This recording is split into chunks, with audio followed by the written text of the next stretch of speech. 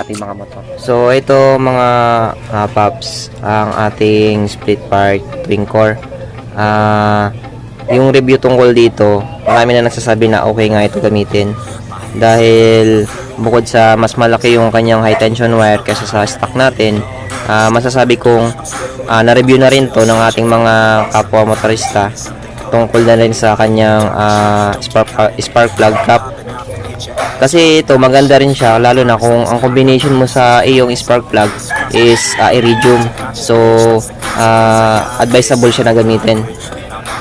So ito siya, split fire twin core 8mm dual firing path wire sets. So hindi ko nababasahin lahat yan kasi marami pa, no, mahaba pa, maraming chichiborechi pa siya, no. So doon lang tayo sa may review nito and sa installation. So makikita ninyo dito sa ating screen, ayan po, andyan yung mga review tungkol sa kanya. Panoorin po natin muna ito ng madali lang bago po tayo mag-install. Mga bagong manonood, huwag kalimutang mag-subscribe. In this video, pagkukumparahin ko yung resistance ng dalawang spark plug.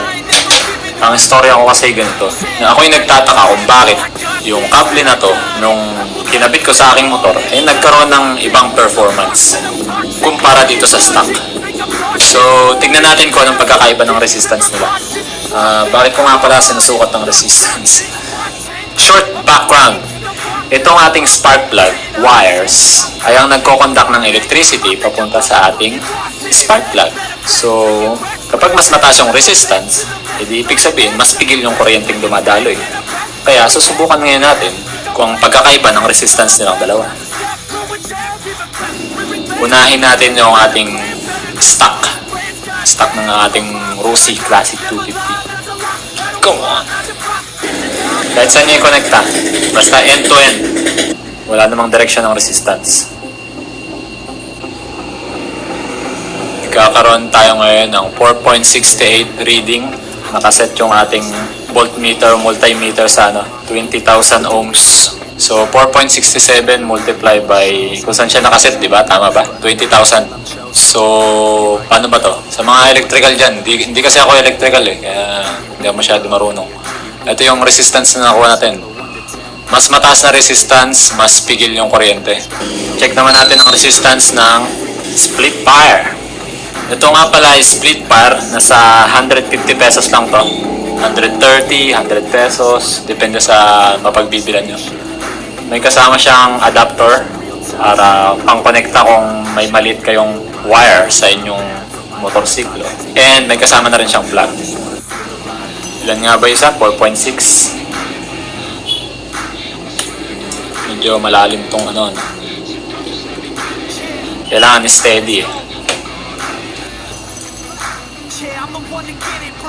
Ayun mga kaibigan, nasa 2.02.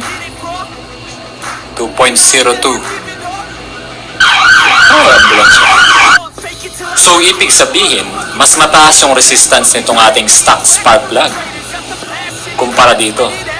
So, ibig sabihin, mas pigil yung kuryente dito sa stock kumpara dito. Higit pa sa doble yung pagkakaiba nila.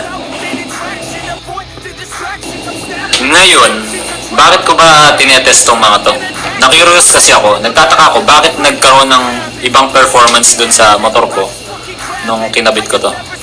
Bakit? Ano bang performance yung naramdaman mo? Well, it's really hard to, medyo mahirap ipaliwanag kasi pakiramdam ko parang subjective siya dahil hindi natin makita ng data. Pero pakiramdam ko, gumanda yung response ng motor ko nung kinabitan ko ng ganito. And also, nakaramdam ako nung minsan namamatayan ako. Simula nung kinabit ko to. Hindi ko alam kung bakit. So para mas naintindihan pa natin, pag kumparahin natin yung mga resistance ng bawat parts nila. Yung kable, yung cap. Yan. Kaya pag iwa-hiwalay natin.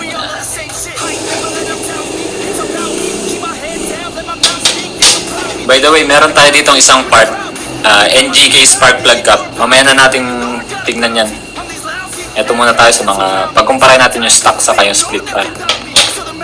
So magsimula tayo sa spark plug cap. Sa tingin nyo, sino ang mas mataas na resistance sa dalawa? Ito, O ito. Huwag na tayo manghula. Subukan na lang natin. Ay, hindi. Sa tingin ko, mas magandang simulan natin sa wire. Sa tingin nyo, mga kaibigan. Sino ang mas mataas na resistance? Kanina sinubukan natin yung nakakabit pa yung spark plug cap, saka yung adaptor, saka yung nakakabit yung spark plug cap nito, wala siyang adaptor. Nakita natin na mas mataas yung resistance itong nasa kanan kumpara dito. Ngayon, ating alamin naman kung sino ang mas mataas na resistance sa dalawang wire. Simulan natin sa ating split wire. So, nakaset tayo sa 20,000 ohms. And nagkaroon tayo ng reading na 2.06. Teka lang, halos pareho nung kanina. By the way, kung makikita nyo, gabuhok lang tong ano nito. Yung wire nito. Itong wire na to, nakabalot siya rito sa may parang fiber na kulay itim. Chinek ko kanina to, yung hindi pa nakausli itong black. Pinagdugtong ko, wala akong nakuwang reading. Ayan o, wala akong nakukuwang reading ng resistance. Ibig sabihin naka-open, hindi siya conductive ng electricity. Ngayon, yung nagko-conduct lang pala ng electricity rito, mga kaibigan, itong buhok na to, itong maliit na buhok na to. So, paano ba yung structure niya? Nakaano to, nakapaikot siya dito sa may kulay itim na yan, yun, nakikita nyo na yan. Yung itim na fiber. Ang sabi nung iba, ano raw carbon fiber. Sa tingin ko, hindi to carbon fiber, mga kaibigan. Maaaring gawa siya sa ibang material na hindi conductive ng electricity. O maaari din na nasunog na itong aking cable. Gamit na kasi ito Kaya ganun na, hindi na siya nagko-conduct. Ngayon, pag pinag-connecta natin tong dalawang buhok na to, yung dalawang buhok na nakapaikot sa loob, makakakuha tayo ng resistance na 2.06. Halos pareho lang nung nakakabit silang dalawa, no? Yung nakakabit tong plug sa kayong. So, ibig sabihin, almost zero resistance tong dalawa. No? Tama ba yung analysis ko? So, ang may resistance lang pala rito sa split wire, itong wire. Ngayon, subukan naman natin tong wire ng stock. Pure copper to, mga kaibigan. Kilala ang copper sa pagiging conductive ng electricity. Kapag mas conductive ang isang bagay, ibig sabihin, mas less ang kanyang resistance. Tama na ang daldal at subukan natin. 0-0. Ibig sabihin yan, mga kaibigan, sobrang baba ng resistance nito. Kaya ibaba pa natin tong ating settings. Lagyan natin sa 2,000 ohms. Wala pa rin. Lagyan natin sa 200 ohms. Ayan, mga kaibigan. 0.1 lang yung nakuha natin. Paano ba to? 0.1 times 200 ba yan? So, ito lang yung nakuha natin na resistance. Ibig sabihin, napakababa ng resistance. Pero, bakit ganun? Yung nakakabit tong spark plug cap natin, mas mataas yung nakuha nating reading kanina kumpara dito. Sa unang test natin, mas mataas yung resistance nitong dalawang to combined kumpara dito sa tatlong to combined. Subukan naman natin ang resistance ng kanilang mga spark plug cap. Unahin natin si split wire aftermarket. So, mga kaibigan, nakaset nga pala ito sa pinakababa na resistance. So, makukuha natin reading din ay 0.2. So, nagsi 0.1 pa kung na-din ko. So, almost wala ring resistance, mga kaibigan. Sobrang baba. So, ibig sabihin, itong spark plug cap ng split wire ay halos walang resistance. Subukan naman natin ngayon to. Kung medyo attentive kayo, alam nyo na ang magiging resulta nito ng spark plug cap na to. So, ibig sabihin yan, sobrang mataas ang nakukuha niyang reading. So, itataas natin yung ohmmeter natin. 2,000. Wala pa rin, mga kaibigan. Itaas pa natin yung 20,000 ohms. Ayan, nagkakaroon na tayo reading. 4.72. 4.7 watt. Tama ba ito? Ididiin ko pa ng konti. So, yun. 4.7. Ang nakuha nating result, pinapakita na ang resistance lang pala ng ating stock spark plug wire ay nandito sa spark plug cap. At yung split pair naman natin, ang kanyang resistance ay nandito sa wire. Ang suma total ay mas mababa kumpara dito. Meron pa pala tayong hindi natetest. Itong adapter. I-test na rin natin. Ayan mga kaibigan, halos wala lang rin. Kaparehas niya tong spark plug cap ng split pair, halos wala. Ang resistance lang talaga nandito sa wire. Nga pala, itong wire ng ating stock, kung makikita nyo, copper yan. Almost pareho yan sa nakakabit sa akin sa may Pyto spark plug wire na nakakabit sa akin yan. Halos pareho to. Ina-assume ko na almost no resistance din yun o sobrang baba ang resistance din. So, ayun nga. So, sa ating natutunan, nalaman natin na mataas ang resistance nitong wire na to at nung cap na to. So, itong gagawin natin. Ayaw natin ng pigilang kuryente, di ba? Bakit hindi natin gamitin itong sobrang babang resistance na spark plug cap at yung sobrang babang resistance? So ayun mga paps, nakita nyo na yung review tungkol dito sa ating split pair. So doon naman tayo sa installation na. Tatanggal muna tayo ng ating play rings. So yung iba mga bolt nito is natanggal ko na. Hindi na lang naman ang ating patanggalin. So ito na lang. Yan, para mag-base ng ating installation. Hindi kayo ayan, itong nung nag-spark plug na to, tatanggal na natin ito at ikakat ko para kasi dito ako mag-insulate. Ito, kinat ko na siya kanina para matanggal siya kasi hindi ko naman gagamitin yung yung ating high tension wire. So papalitan ko naman siya ng split wire. So hindi ko naman sinagad yung putol niya kung makikita ninyo. Kasi so ito siya, pinuputol siya dito kasi kung dito ko siya puputulin, medyo malayo na at saka maliit na yung distance. So pwede nyo naman tatanggalin kasi itong part na to, itong high tension wire, iniikot lang siya pa vice versa para matanggal. So mahirap dito ipasok yung ating high tension wire. So siguro ito for the meantime gagamitin ko pa rin siya dahil doon naman siya sabi sa may review, diba, na kung mas high resistance, mas mabagal yung pasok ng ating current o yung kuryente sa ating engine. So para sa akin mas mababa resistance, mas malakas ang pasok ng kuryente. So ito, gagamitin ko pa rin itong high tension wire na ito ng stock natin. So hindi ko na siya siguro tatanggalin dito or puputulin na sagad para magamit pa natin siya. So yung gagawin natin dugtungan. So continue tayo sa pag-install. So continue na tayo mga paps sa ating installation. Isang mabilisan lang to. So ito na, open na natin itong ating split pair.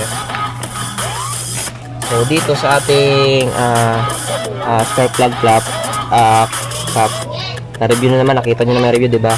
So ito is mas mababa yung kanyang resistance. So maganda siyang gamitin sa tingin ko kesa dun sa stock natin na spark plug cap na ito. So advisable nga na mas magandang gamitin itong sa twin pair.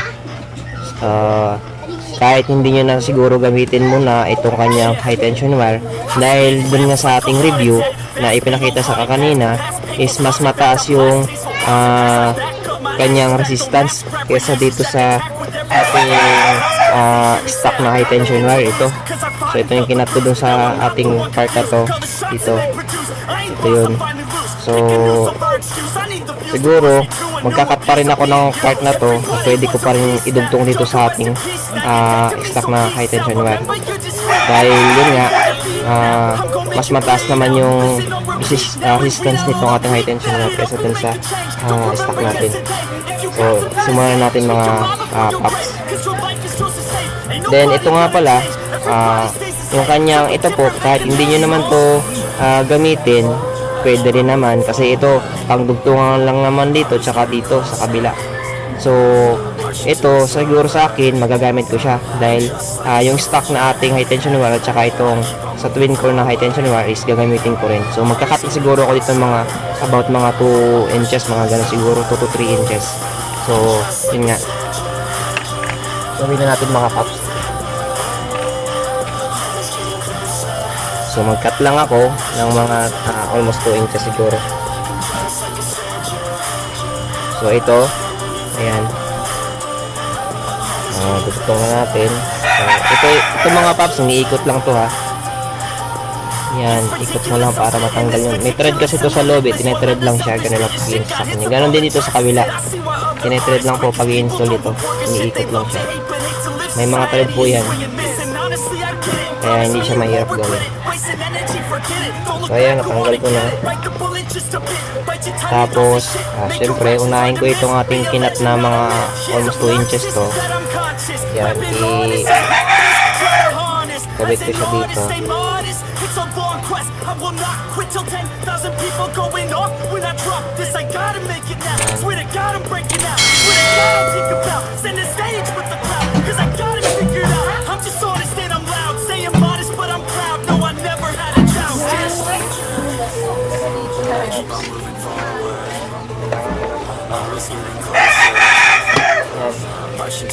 Ay, umulan ng mga paps. Pero sige lang, continue pa rin tayo. Mabilis na naman to i-install. Okay. So ikot lang hanggang humigpit siya. Yung mararamdaman nyo na mahirap na siya i-thread. Kasi tinitread lang po ito mga paps eh. Wala tayong kahirap-hirap na mag-install dito sa split fire. Ito lang siya kasimple. Wala na. Malapit na matapos itong part na to.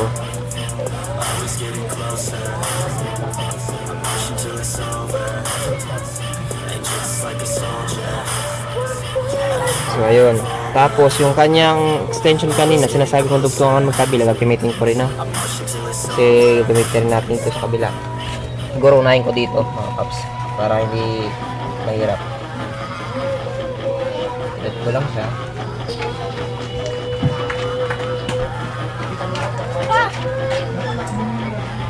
Ikot lang hanggang umigpit na siya mga paps.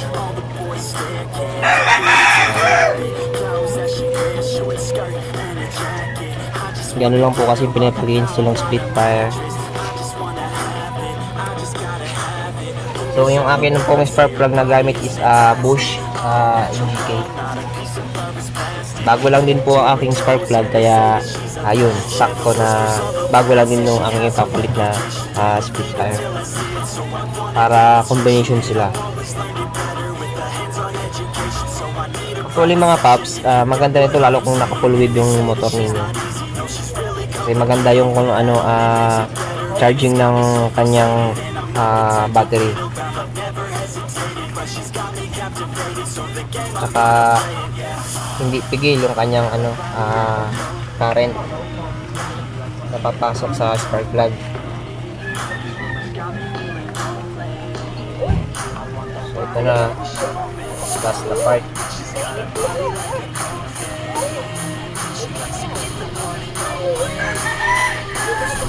Yan, taga-taga lang sa pag-ikot.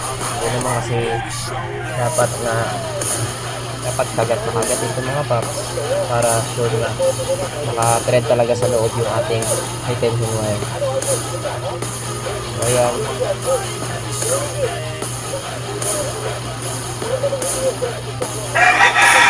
kagat na siya mga paps.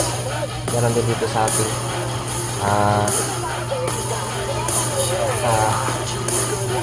top sa may bandang baba. Ayan. So, ayun na mga paps, ganito na siya kasimple. Ito na yung ating stock na high tension wire. So, hindi ko siya sinagad na po, hindi ko siya tinanggal. Dahil okay naman to dahil yun nga sa review natin, di ba sinabi ko kanina na mas mababa yung kanyang resistance. So, ito na lang ang dinugtungan ko lang ditong part, no. Tinanggal ko na lang yung kanyang part doon. So, ito yung pinutol ko. So, ayan. Then, ang kadali mga paps. Then, after nito, start na natin ating motor para makita natin yung kanyang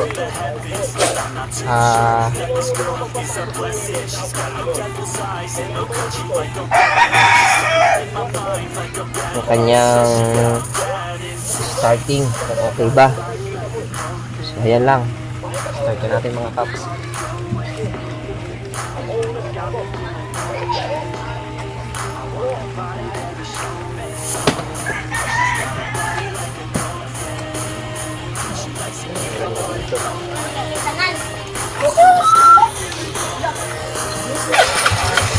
Ayun mga paps, one click start na tayo.